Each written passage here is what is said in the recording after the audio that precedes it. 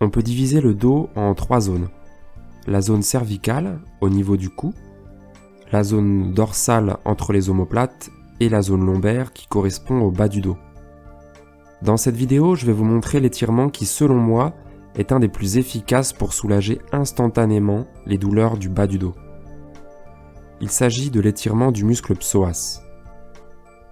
Le muscle psoas ou psoas iliaque est un muscle puissant qui a pour rôle de fléchir la hanche. Il s'insère sur les vertèbres lombaires et se termine sur le fémur. C'est ce muscle qui va presque à lui tout seul nous permettre de lever le genou.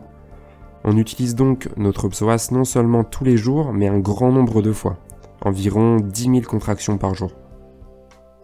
Pour comprendre pourquoi il faut étirer ce muscle, il faut savoir que nos muscles ont des propriétés élastiques et des propriétés plastiques. Un matériau possédant une propriété à 100% élastique reprendra sa forme initiale après une déformation, alors qu'un matériau possédant une propriété à 100% plastique va lui se déformer sans se casser, mais restera sous sa nouvelle forme déformée. Une des propriétés des muscles est l'élasticité, mais pas à 100%.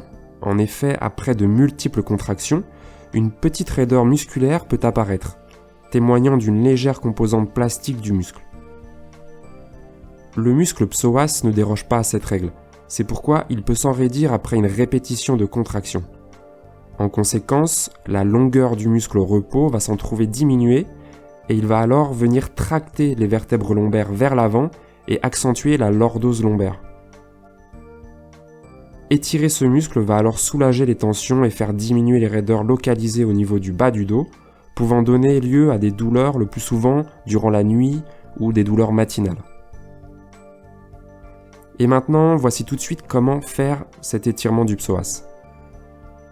Tout d'abord, on va se placer en position de chevalier servant, c'est-à-dire qu'on va se positionner en prenant appui sur un genou et sur un pied.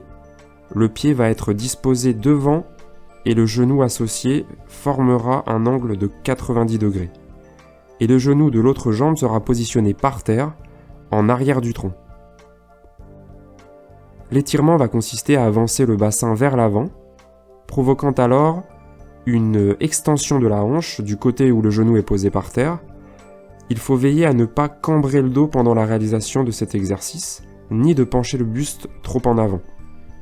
Il faut aussi s'assurer d'aller le plus loin possible jusqu'à ressentir une douleur d'étirement dans l'aine du côté où le genou est à terre. Cette douleur va permettre de gérer l'étirement et de jauger son efficacité. Il faut maintenir la position d'étirement et donc la douleur d'étirement pendant au moins 20 secondes, en essayant de relâcher toute tension au niveau de la cuisse. C'est le bassin et le poids du corps qui contrôlent désormais l'étirement et non pas une quelconque contraction musculaire. C'est important.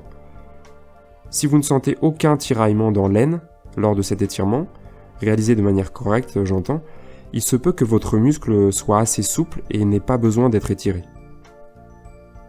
Voilà, cette vidéo est maintenant terminée et j'espère que cet étirement va vous soulager autant qu'il m'a soulagé par le passé. En attendant, je vous souhaite de prendre soin de vous et je vous dis à très bientôt.